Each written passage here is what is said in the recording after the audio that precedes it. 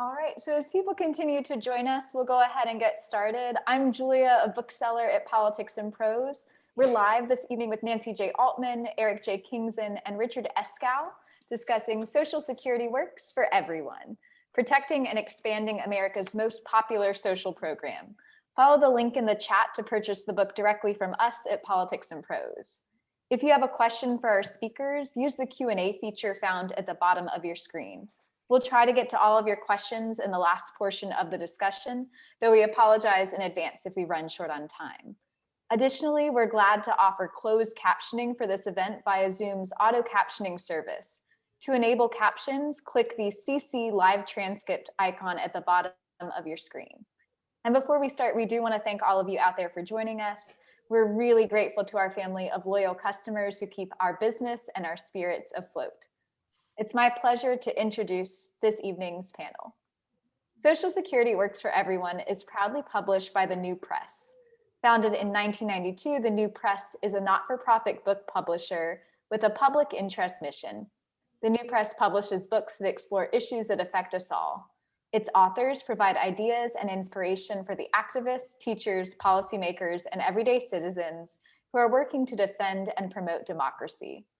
In its nearly 30-year history, the New Press has published more than 1,000 books, including The New Jim Crow by Michelle Alexander, the national bestseller that has changed the conversation about criminal justice and become a critical text of the Black Lives Matter movement. The New Press does its work with the help of its many supporters. Please visit them at www.thenewpress.com or follow them on Facebook or Twitter to find out more. Now to the book. The COVID-19 crisis has pulled the curtain back on America's looming retirement income crisis, a fraying of the national community, and ever-worsening income inequality. Now more than ever, expanding Social Security is essential to addressing these challenges. Social Security works for everyone, an evolution of the argument Nancy J. Altman and Eric R. Kingson made in their acclaimed first book, Social Security Works, presents the case for expanding Social Security, explaining why monthly benefits need to be increased, why Americans need national paid family leave, sick leave, and long-term care protections, and how we can pay for it all. Don't believe the nearly 4-decade billionaire-funded campaign to convince us that the program is destined to collapse. It isn't. Our talented panelists include Nancy J. Altman, a lawyer and author of The Battle for Social Security and co-author of Social Security Works and Social Security Works for Everyone. She co-founded Social Security Works in 2010 and lives in Bethesda, Maryland. Eric R. Kingson is a professor of social work at Syracuse University and co-author of Social Security Works and Social Security Works for Everyone. He co-founded Social Security Works in 2010 and lives in Manlius, New York.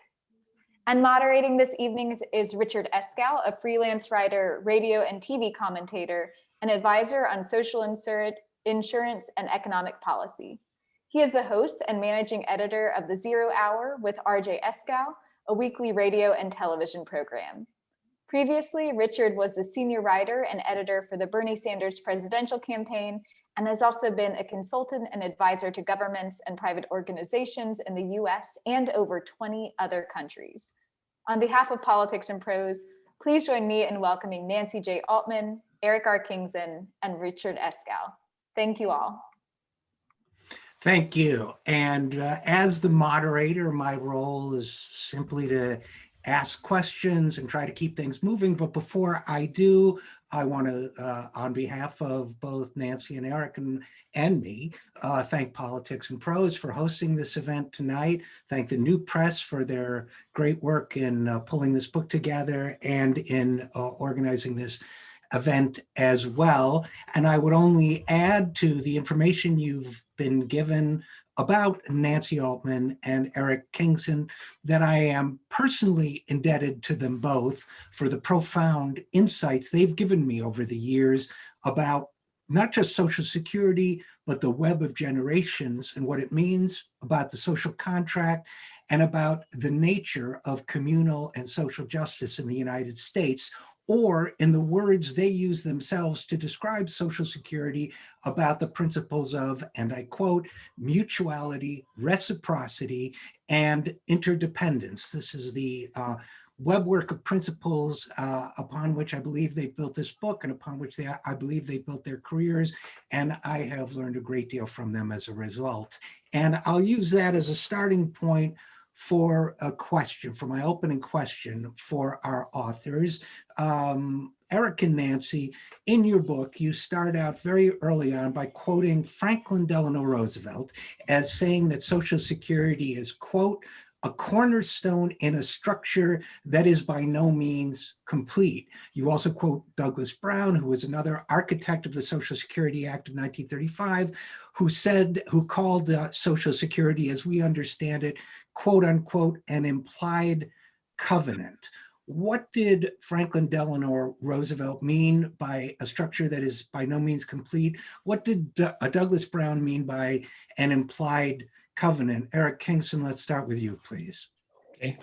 I'm going to let Nancy answer the Roosevelt one because I know that's a favorite of hers. I think that Douglas Brown, a professor at the time, and meant that this system is more than dollars and cents. It has to do with a contract, as you mentioned earlier, Richard, that holds our nation together. It has to do with a mutuality and a combined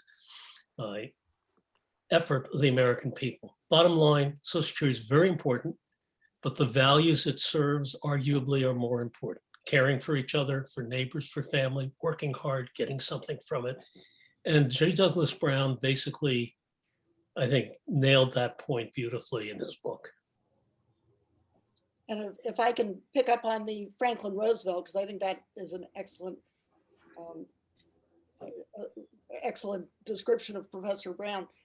Franklin Roosevelt and his colleagues really were visionaries. They saw Social Security. They thought about proposing universal health insurance.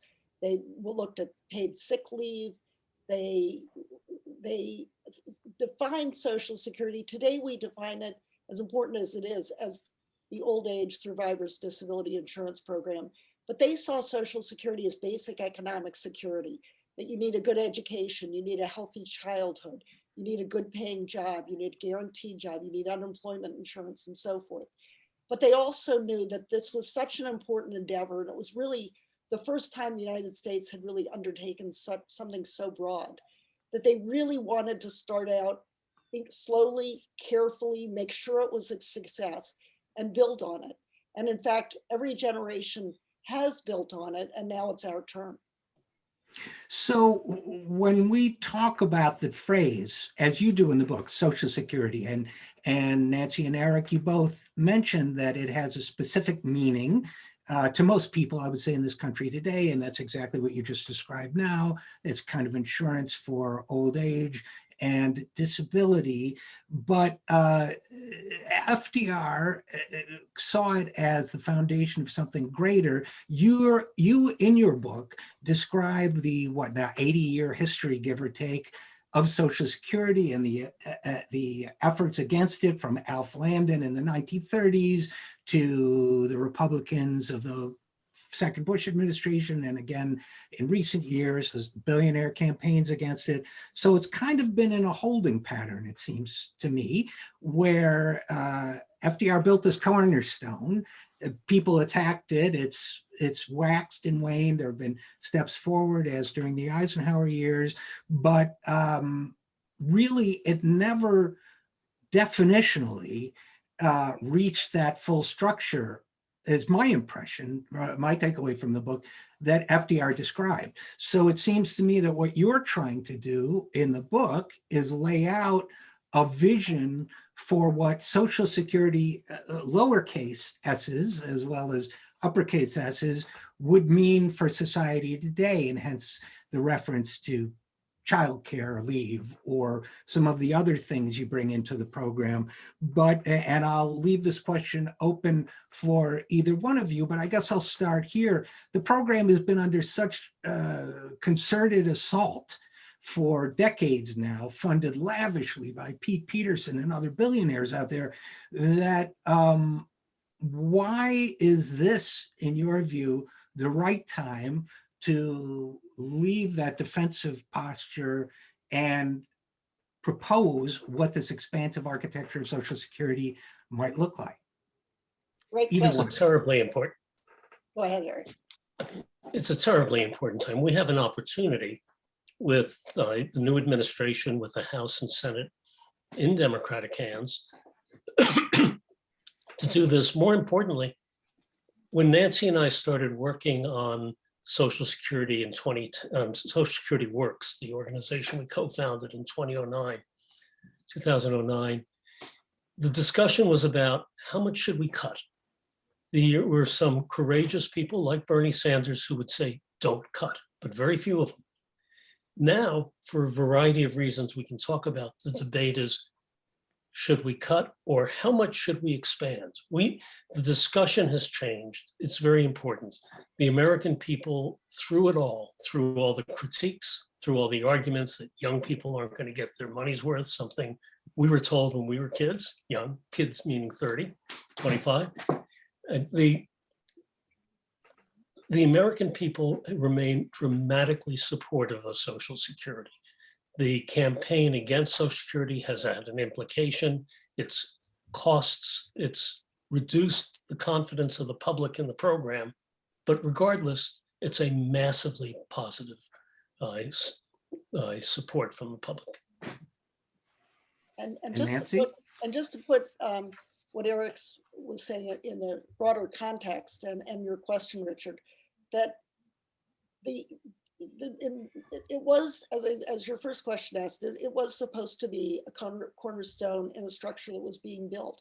So 4 years after Social Security was enacted, President Roosevelt proposed and Congress enacted an addition where survivors benefits, family protection was added. It started out just as worker protection in 35 and then survivors. Then we had World War II. But as soon as that ended, we expanded it to virtually the entire population. We added disability insurance. In 1965, we added Medicare, which was supposed to be a first step towards guaranteed health insurance. 1972, they extended Medicare to people with disabilities. They automatically indexed the program. But that's where progress stopped, because that's where Pete Peterson and the billionaires, the Heritage Foundation and others started to undermine confidence. And they said, oh, this program is unsustainable. It was ridiculous. I mean, we are so much wealthier now than we were in 1935 and 1939, 1956, when there were all these other expansions. But they convinced the Democrats as well as the Republicans that, oh my gosh, we're gonna have to cut it back and it's gonna be unpopular and let's go behind closed doors. Bernie Sanders, and I know you worked in his campaign, running for president on a platform of expanding Social Security, really shifted the debate. And the Democratic Party, Joe Biden, has run on expanding Social Security. So it's almost the last 20 or 30 years were a deviation. Really what we've been doing until that time was expanding Social Security. And I hope this is the beginning of continuing that expansion, returning to that expansion. You know, Nancy and Eric, when I think about the structure of your book, I shouldn't wing it like this, but I really saw it in 3 modules. I saw the historical overview of Social Security as we know it today, a kind of rebuttal to the objections that have been trotted out since 1935, kind of knocking down those straw man arguments, and then a proposal for the future, which we'll get to in a minute. But overarching all 3 of those is something you say early on in the book, which is, and I want to get to this right away, because a lot of people think that Social Security is somehow an old people issue. It is certainly something that older voters care about a great deal, but that, you know, it's about older people and maybe some disabled people and so on, but it's sort of segregated off from the rest of society as a political issue, I think perhaps by design, who knows, by some of its antagonists. But very early on in the book, you say in boldface underlined exclamation point, this book, all caps, this book is for you, whether you are a member of the silent generation or are a baby boomer, whether a Gen Xer or millennial. The younger you are, and so on, the less confident you're likely to be that Social Security will exist. But you've basically laid out a kind of clarion call there that says, this is an issue that should matter deeply and passionately to everyone of every age in this society. So I'm wondering, maybe Eric, you could start, but what you would say, for example, to a millennial or someone younger who says, you know, that either it won't be there by the time I need it, or B, it's not something I'm thinking about right now. First, I would say thank you for supporting it, which the millennials do, even though many do not think it'll be there. Then I would say, I appreciate that you feel that way, that you see it that way. That's what you've grown up hearing. You've heard about it, Social Security, in highly individualistic terms, what it'll do for older people. You haven't heard about the broader concepts which are embedded in the program. There's not a child in the country that doesn't have, hardly a child in the country that doesn't have life insurance through Social Security. There are 8 million kids, young children. Some receive benefits directly, some live in households where benefits come. More importantly, it's something that holds a family together and holds a society together. So the price of a civil society is having institutions like Social Security that provide protection against risk we all face. And Nancy, do you have any thoughts on that? Yeah, I think Eric put it really well. First of all, Social Security is there right now for everyone, including millennials, Generation Z, and in fact, in utero. I mean, Social Security is there if a working parent dies.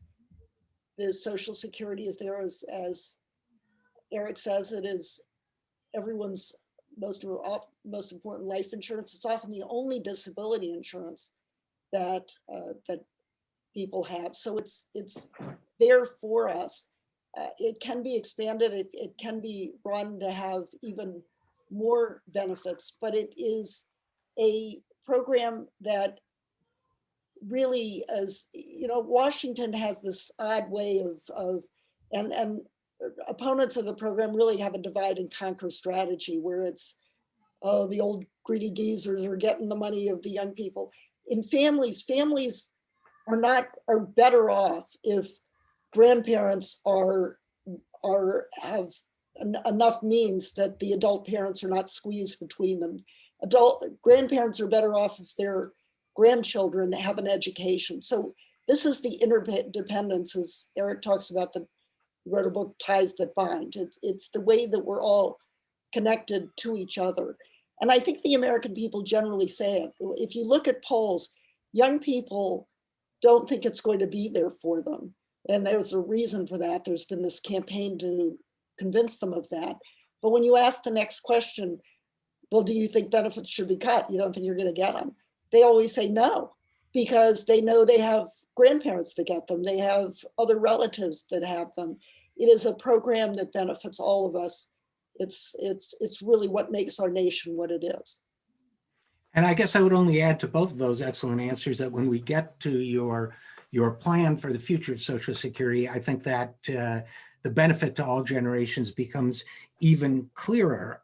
You said something in the book, Eric and Nancy, that struck me that I didn't expect, which is, you know, the United States, this country has a long cultural, you don't say, this is me saying this in preface to what you said, just to be clear. The United States has a long cultural history of individualism, of the sort of culture, I would argue, you know, exaggerated culture of folks just do for themselves or what have you, sometimes at the expense of mutuality and that sort of thing. But you said something interesting here, which is you said reflecting mutuality, reciprocity, and interdependence, the phrase I quoted earlier. Social Security is a program that works over the long term. The program balances individualism with an understanding that individuals thrive in the context of families and communities, that we are all joined as part of the human race and have obligations to each other. Besides being very well written and a beautiful thought. It just struck me that the right wing in its attack on social programs, social insurance programs like Social Security and Medicare, often take the tack that besides the financial arguments that we'll get to, I see some of them showing up in the questions already, but just on the social level, that no, we do for ourselves, we don't want that, that you're in effect, I think what you're saying is that that one way we can live out the independence and the individuality that we appreciate in our society is by having programs like Social Security that give us the financial means to do it. So I thought you were subverting that kind of binary between individualism and collectivism. And I wonder if either one of you have any thoughts on that. Yeah, if I can start, Eric, and then you can add to it. Social Security represents the best of American values. In fact, it was President Eisenhower who characterized Social Security as an example of sturdy self-reliance, because everyone contributes, benefits are not paid unless there is a work record on which those benefits are calculated. At the same time, we are a community and we pool our risk. This is not private savings, this is not individual accounts. It's one where we pool our risks, we pool our responsibilities, and then when something happens to someone dies prematurely, leaving children, someone becomes so disabled they can no longer work, we're all there together through the government. President Roosevelt called it an instrumentality that we're all using. After all, what is government but all of us? And in fact, it is really the program of family values. The Republicans talk about family values, but Social Security really embodies it. Just to add, you mentioned the magic word Eisenhower. Another favorite quote of Nancy Ann mine's comes from President Eisenhower, who, a moderate conservative Republican, was very supportive of Social Security, in keeping with the general consensus that supported Social Security right up into and through the 70s, but the politics of Social Security shifts in the mid-70s, early 80s and beyond. President Eisenhower says, should any political party attempt to abolish Social Security, unemployment insurance, and eliminate labor laws and farm programs, you would not hear from that party again in our history. There's a tiny splinter group, of course, that believes you can do these things. Among them are H.L. Hunt, like the Koch brothers, or the H.L. Hunt, possibly his background, a few other Texas oil millionaires and a few others. Their numbers are negligible and they are stupid. And this, again, Eisenhower was not a huge expansionist of Social Security, but he was a conservator of it. And it was a different time. The attack on Social Security has done exactly, in part, what you've said, Richard. It's talked about it in highly individualistic terms. You're not going to get your money's worth. Right. Women aren't going to get a fair return. Men aren't going to get a fair return. Poor people, we don't solve poverty. Rich people, you do better investing in the stock market. True until a few months ago at times, but it's an attack that's, I think of it as a spaghetti strategy in part, throwing everything they can at it, and some of it stuck. And in that process, we've forgotten, or the public has forgotten, the core purposes of this program, which is to build a system that supports the American people and that gives expression to the values that Nancy talked about. And I think both Nancy and I come at Social Security certainly with huge respect for and support for expansion of benefits, for existing benefits, but more fundamentally, or equally fundamentally, also about the notion of how important this is to creating community, keeping community, especially in the year 2020 that we just went through. We have a lot of rebuilding to do. This system gives us a path for working towards that rebuilding. Well, but to add to that, though, I think it's really important to recognize that poll after poll after poll, this is a very heavily polled area. Every candidate polls on it, AARP polls on it, we poll on it, Heritage, everyone polls on it, and they've done it starting in the 30s. The government's polled on it. the polling always comes out the same. Overwhelmingly, Americans support this program. As polarized as we are on other issues, we are not polarized on this one. So even conservatives who you can tell, they do not want to see this program succeed. In their public statements, I love Social Security. Of course I support Social Security. So there really is that core support and that core understanding of how important it is. The American people see it, the elites don't always. And I see already we have a couple questions about financing, which is, obviously one of the major areas of attack. So we may save that for the audience question portion, mainly because I want to get to your all generations plan for what Social Security can do. Maybe just one quick financial question before we go. One of the arguments you always hear is that, it's just IOUs. And well, I was being interviewed or debated by a Fox News radio host in the Midwest said, aren't they just IOUs? And which is one of the rhetorical devices, as you know. And I said, well, no, they're not. But first of all, don't you pay your IOUs? Do you really want to live in a country that stiffs a bunch of older people and disabled people? Yes. Do you have any of those green things in your wallet? Those Right. IOUs that are dollars?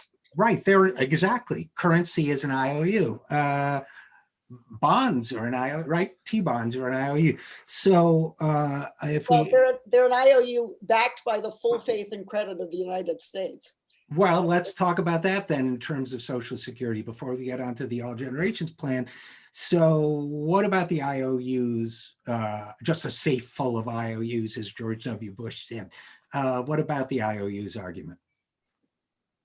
Eric, do you want to start?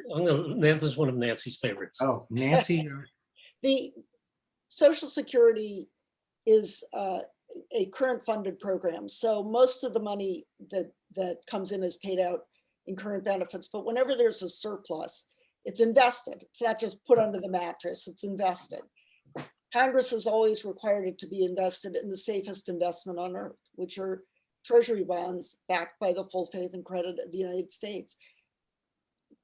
Governments from all over the world invest, and investors from all over the world invest in United States treasury bonds because they are so secure. So to call them, worthless IOUs, I always say this again, I've always called this a zombie attack because it was first used by Alf Landon in 1936. These are, and as you say, the idea that the government would default, because that's what it would require, is defaulting on these bonds would be, it's hard to imagine. It was, in fact, President Roosevelt, after Alf Landon called them IOUs, went to Madison Square Garden and made the claim that because they were arguing some future Congress won't pay benefits. And he'd say, that's not how this country operates. And let's hope President Roosevelt was right and that we never come to a point. And going back to your first question about J. Douglas Brown, that's what Douglas Brown meant by current generations supporting others with the understanding that those that follow will. And part of that connection that we have as human beings in a community, but also across time with others. And the system has worked very well.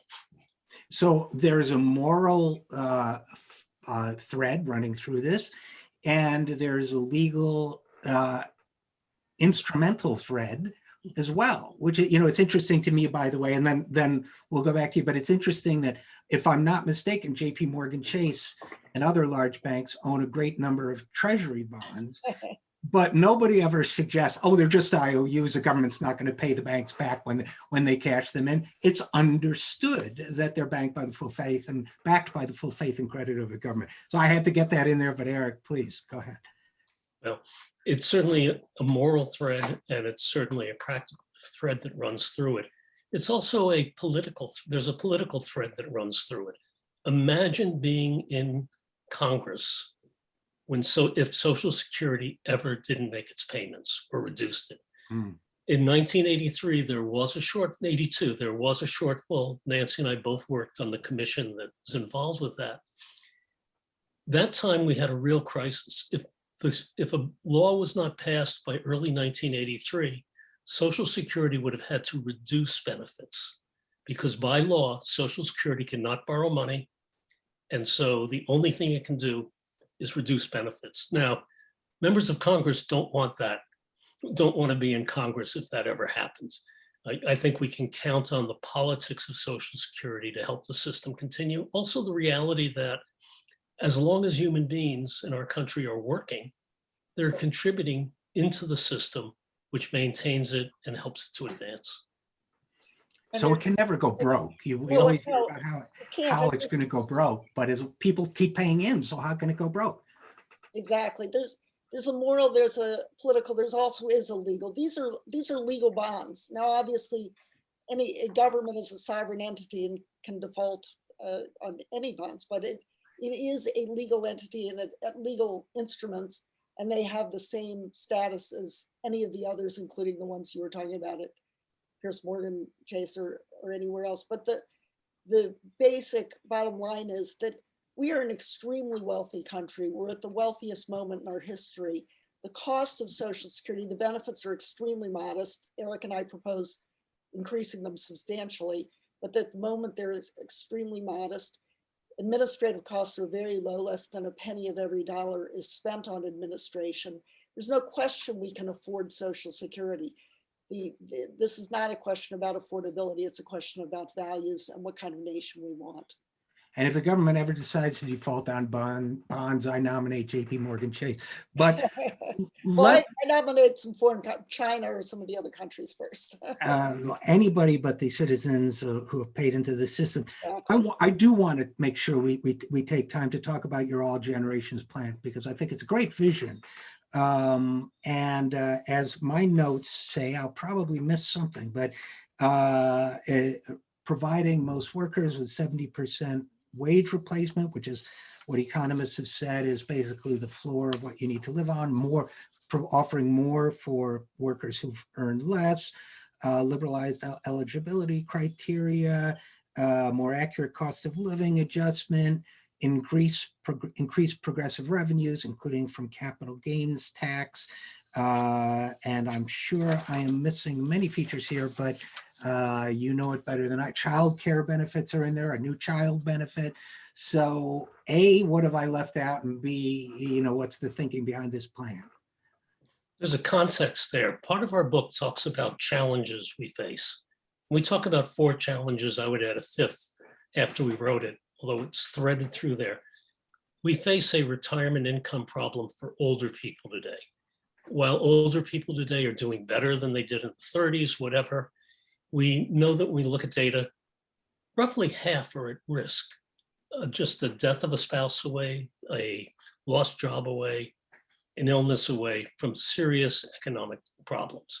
If we look at the workforce today, 2/3 will be unable to maintain their standard of living even if they work to 65. So 2/3 when they're in retirement will not be able to maintain their standard of living. If we look at caregiving, the work we do at home, usually women, but us guys do some too. If you look at caregiving, that's the core of what holds families together, both to deal with normal care of kids and extraordinary care of family members who are ill or disabled. And then so that's a 3rd crisis. The 4th crisis we talk about is inequality of income and wealth that has just shot through the roof. The dramatic increases in wealth are not sustainable. You read in the paper every day, 45 of the nation's biggest corporations pay no taxes. So that kind of concentration of wealth needs to be dealt with too. And the 5th crisis is the legacy of Donald Trump, in that period, the nastiness, the incivility of the politics we've been through, and Social Security stands in juxtaposition to that kind of nastiness. It's core. And again, what we've done is build on that cornerstone that was set down in 1935. We increase benefits, the level of benefits that are now being paid. As we've said, there are retirement benefits, and as Eric says, We face a retirement income crisis because traditional private sector pensions are disappearing. 401ks have proven themselves to be inadequate. Social Security is the one part that works. So let's build that one. Let's make that the retirement source for everyone. The disability benefits are, again, too low, should be increased. Survivor benefits, and we do all of that. In addition, though, what Social Security is people understand, it's wage insurance. It's insurance against loss. And what it now provides, as I say, is in old age, disability, death, unemployment insurance was part of the Social Security Act, though we don't talk about it as Social Security. But other times when you lose wages and your expenses go up, you have a birth or adoption of a child. You have an older relative or a spouse who becomes very ill, and you need to take time out of the workforce to care for that person. So you need paid family leave. You need sick leave. You become sick. And of course, we need health insurance. We should have Medicare for all. But in addition to health insurance, you need something to replace your pay, to pay your bills beyond your health bills. So we provide all of those. We build on that with the idea. And in fact, the interesting point, and this is a really interesting moment, and the debate is turning quickly. We talk about not a continuous children's allowance, but we propose a $1,000 payment at the birth or adoption of a child. Interestingly, as a result of President Biden's rescue plan, where he provided so much for children, and there were headlines, we've cut children's poverty in half, and it raised the obvious question, well, what about the other half? Why are we only cutting children's poverty in half? And all of a sudden, even Mitt Romney, there are those in Congress who are talking about children's allowances, which is something other countries have, and we really should have too. So our plan is one that really builds on the structure, what really we think should be the next step. And key to it also is very significant benefit increases, and also protecting of groups, people who leave work early because of health problems, because of unemployment. Right now, if they take Social Security, they take a very large cut in benefits and their ongoing benefit. We suggest a smaller reduction in benefits for taking it earlier, and also a more liberalized disability criteria for older workers.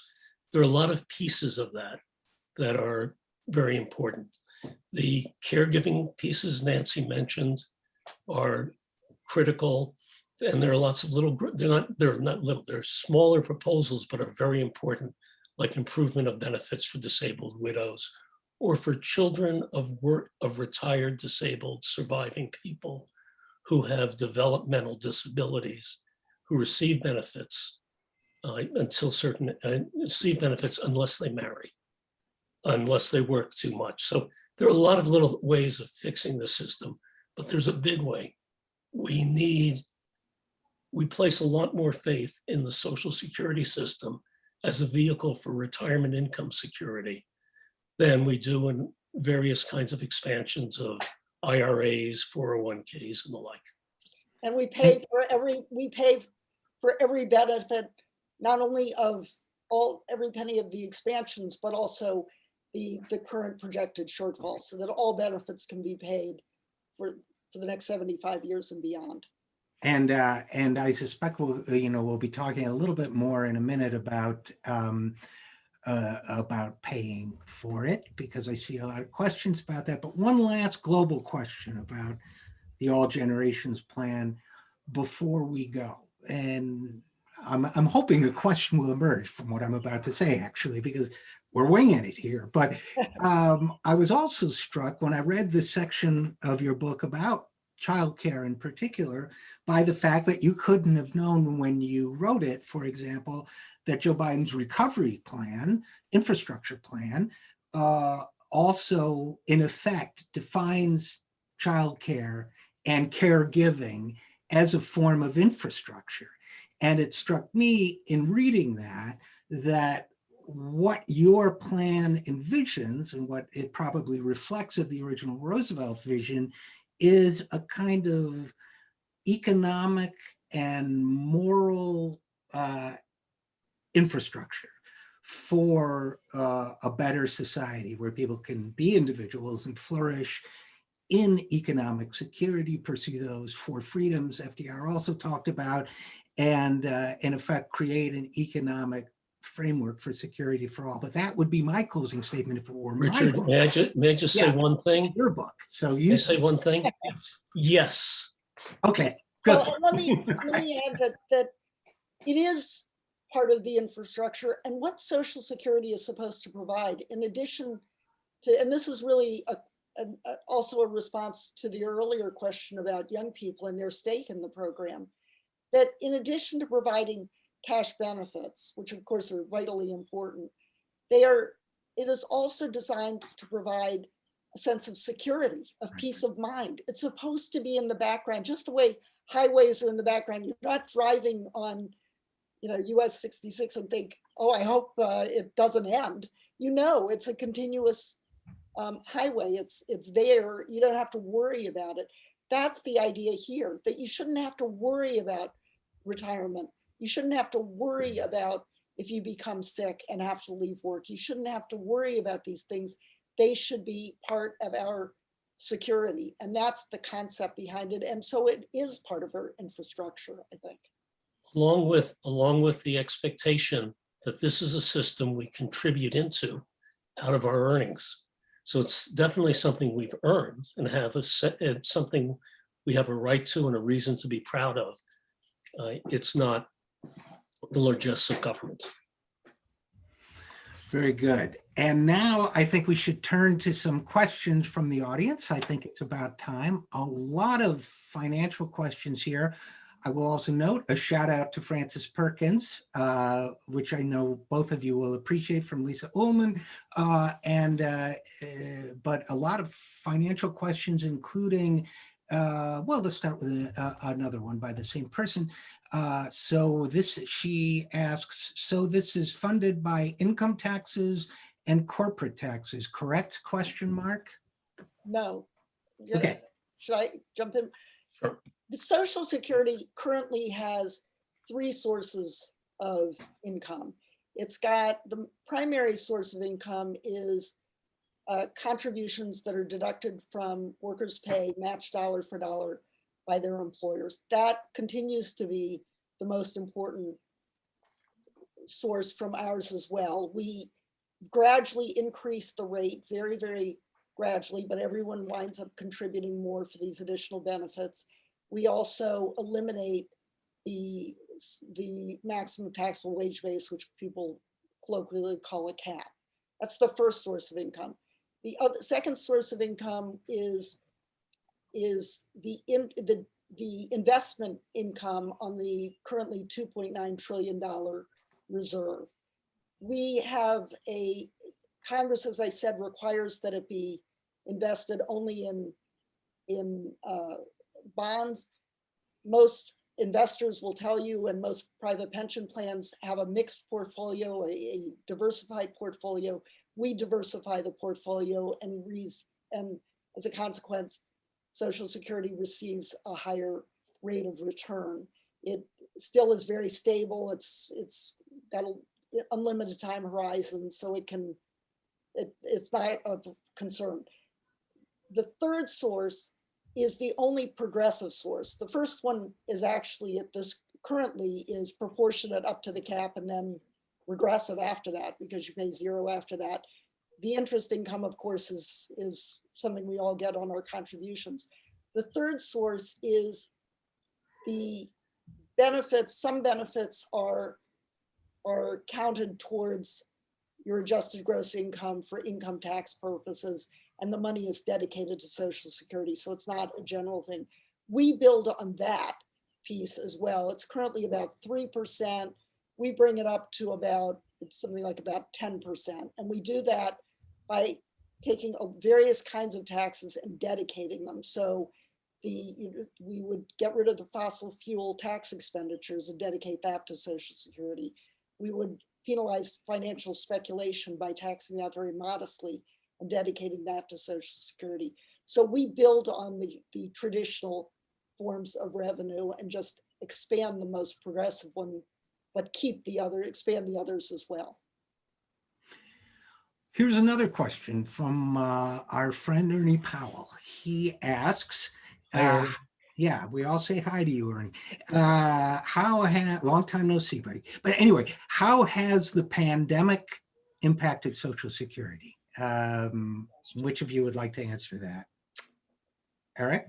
Well, I think one, it highlights again how important Social Security is, how we all bear risks, some of them foreseeable and some not foreseeable.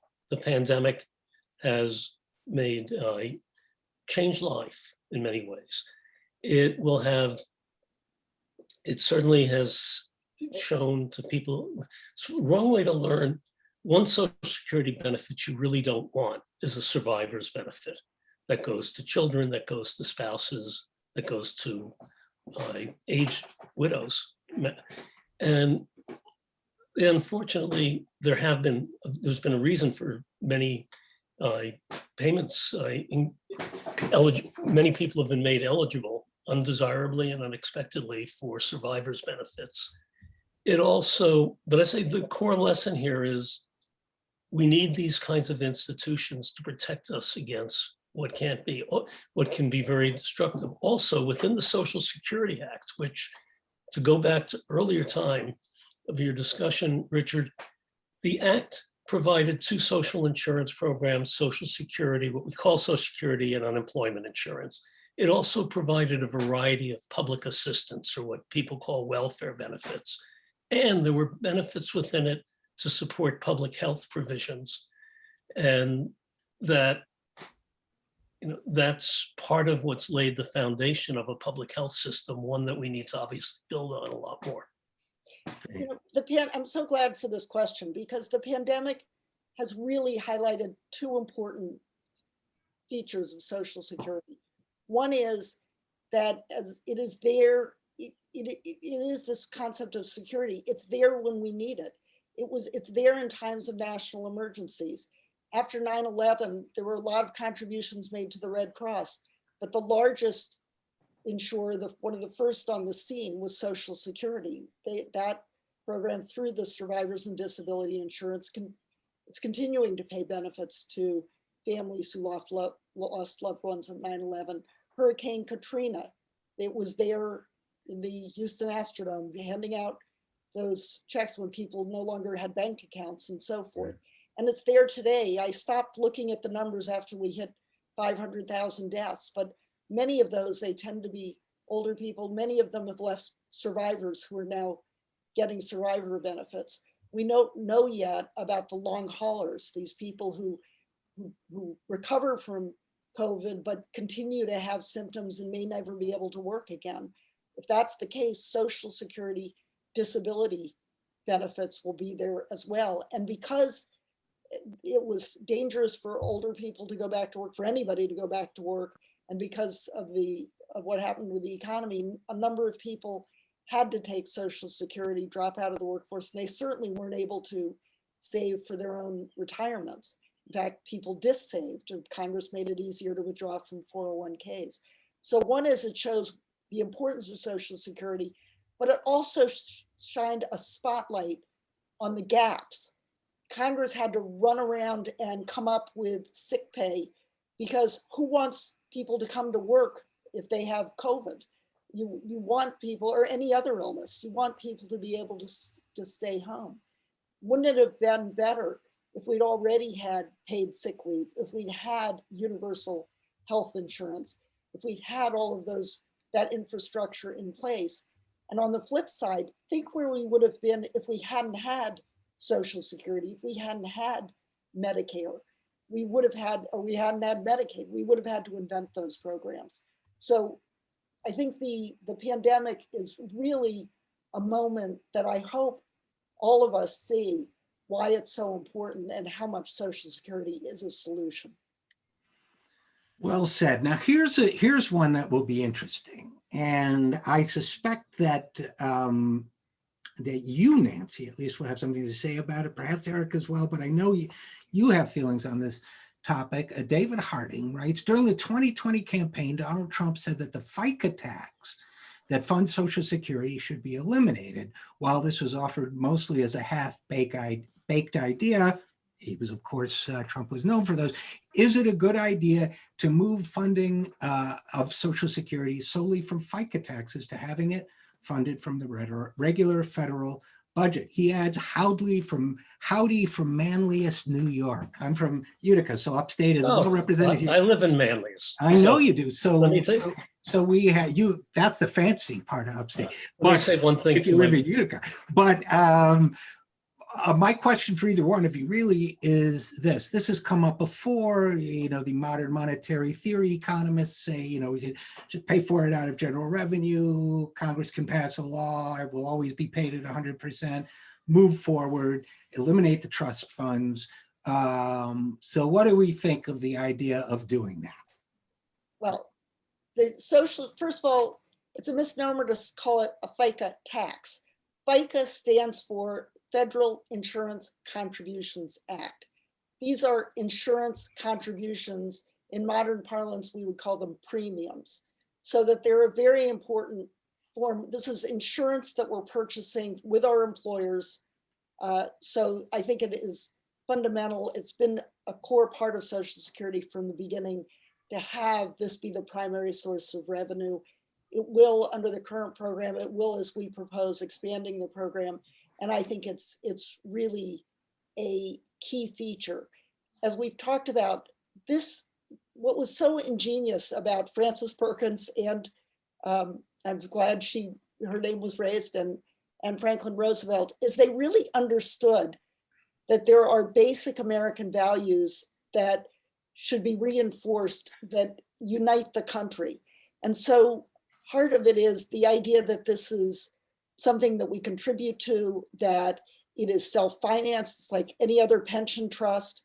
We require through the ERISA, the pension regulation law, that private employers who establish pensions have pension trusts that are dedicated revenue. Social Security is exactly the same way. So this is a pension plan. This is the people's pension, and we all contribute to it. I'd just add, Mr. Trump's proposal to reduce or eliminate the Social Security contribution was basically a wolf in sheep's clothing. Of course, we're used to seeing him as the wolf now, but it sounds good. We're going to reduce the Social Security contribution. What it would do is eliminate the most important dedicated source of income to the program. And the reasons why, even if Congress does nothing for the next 50, 60 years, the program will still be able to pay 80% roughly of all the benefits that people have a right to. Obviously, we ought to have a right to 100%, and we think much more.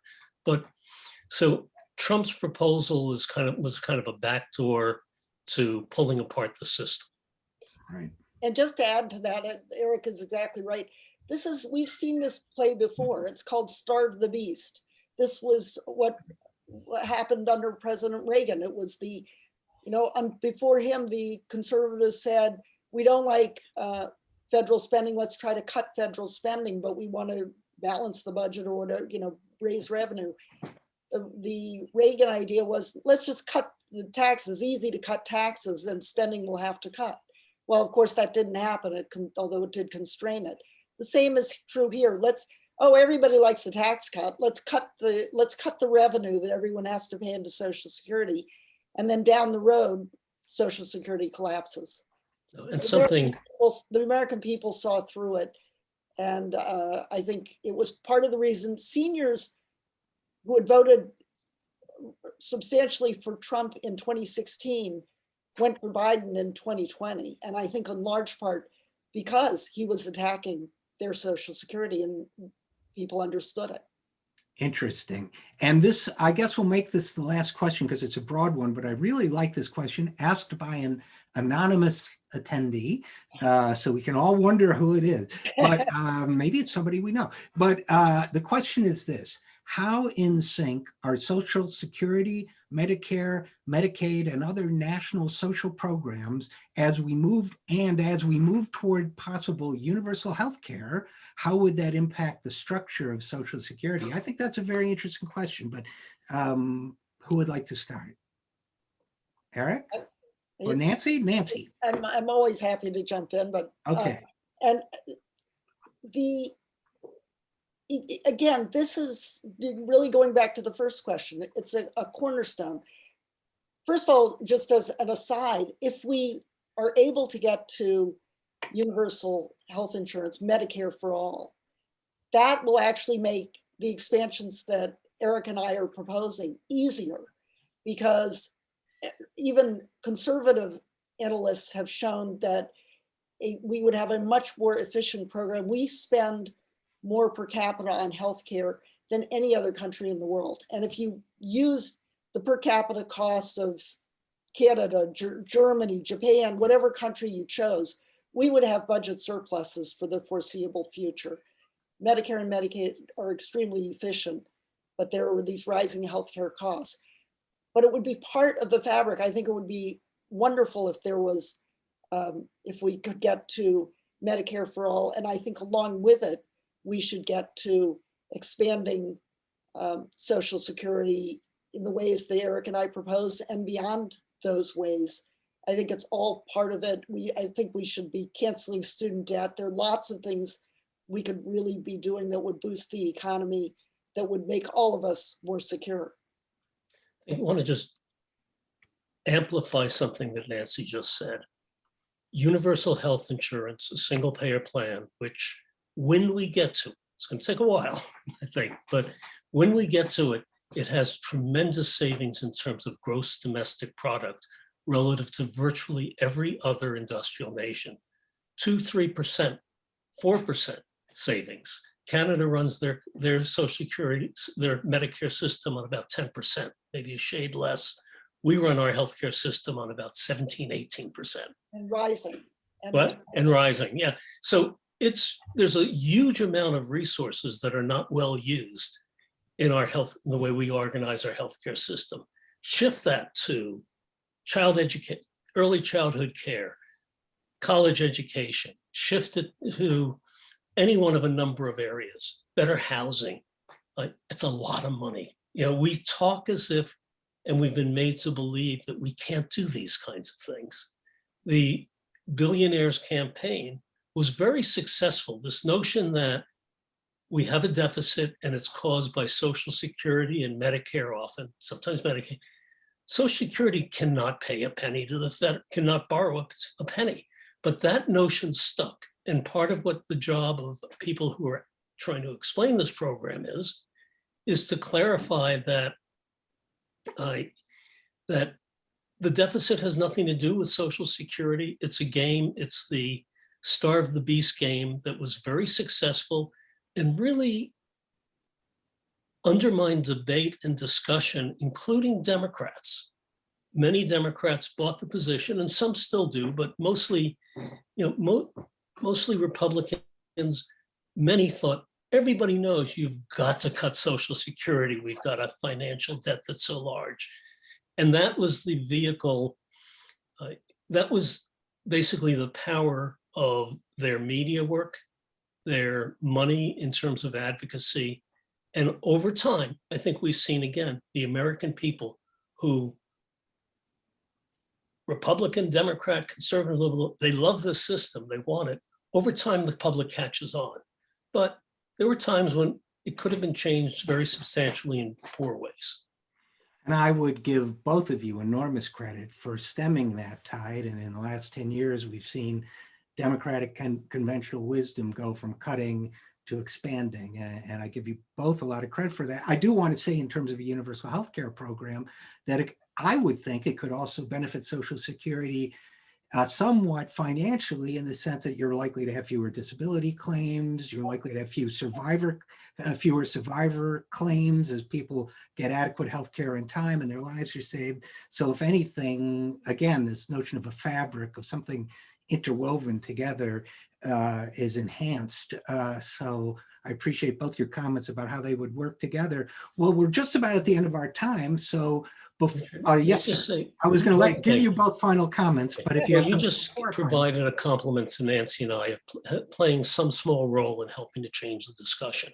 So did you, so did Ernie Powell, so does Ernie Powell, so do the large number of organizations that have worked in coalition to first block cuts, and now they're working pretty uniformly to expand it. This didn't happen because of any one effort. So I had to say that, and also, give a shout out to you for how much you've done in this area. Well, I appreciate that, but it's your book. So I will give each of you, but that's very kind. I will give each of you a chance if there's anything I was remiss in not asking, or if there's anything else you want to say, or just a closing remark or two before we go. So why don't we start with you, Nancy? Well, thank you so much. And I second what Eric said, both to you, Richard, and to so many groups that have been very involved, unions, seniors groups, women's groups, people with disability, low-income groups, veterans groups, because it's a very important veterans program, have all been, and many, many more have been in coalition to first defend and then expand Social Security. We're really at a very, I think, exciting moment. And that is that we've gone through decades of starve the beast, we don't have any money, we can't do this, we can't do that, to a moment, even though we are still fighting a pandemic, we still have wars overseas, we still have enormous income and wealth inequality. We're at a moment where we can start really developing solutions that really make the lives of everyone better. And this is not this group or that group. Social Security, as our title of our book says, it works for everyone. One of my favorite stories, Bernie Madoff just died recently. There was a man, Neil Friedman, who was retired in Florida with his wife, had many millions of dollars, had a very comfortable life, traveled around the world, made one mistake, invested all their money with Bernie Madoff, and wound up, once the Ponzi scheme became clear, relying only on Social Security. And thank God there was Social Security, or he would have been on the street. Social Security has transformed our nation. There were poorhouses before Social Security. It is now a place where people can retire with dignity and have a security of guaranteed income. What we propose is to build on that. We are at a moment where we can move our country forward, and all of us, it'll be a win for everyone. Thank you, Nancy. And Eric, any last words? Go back to one of the themes we've talked about originally. Social Security is absolutely important in terms of benefits for people. It's critical. It's also a value. It's a value that gives expression to the best parts of the American people. And that also has gotten lost in the discussion when we, in a sense, denuded the program and we pulled out the notion that this is a policy that affects everyone, that it's an institution. So the notion of the system, everybody loves Social Security, even some people who don't know it's a government program. They want the government to keep their hands out of Social Security. But basically, this system is one that has worked and worked well. And as Nancy has put it, and we put it in the book, it's now our turn, all of us listening here and many others, to work to expand it, frankly, for our children and our grandchildren, at least at the ages we are, but for everybody. So Frances Perkins and her team did their work. Now it's our turn. Well, you guys have made a great contribution to that with your book, and I want to encourage people to buy it and read it. And I will tell you, I've enjoyed this conversation very much. So thank you. Thank you, Richard. Thank you. I second that. Many thanks to Nancy J. Altman, Eric J. Kingson, Richard Eskow, and our audience out there for all of your insightful questions, Your patronage and dedication enable us to bring you this type of live programming, and we simply couldn't do it without the book sales to support them. So please follow suit and purchase your copy of Social Security Works for Everyone, Protecting and Expanding America's Most Popular Social Program. You can follow the link posted in the chat right now, or just head over to politics-pros.com.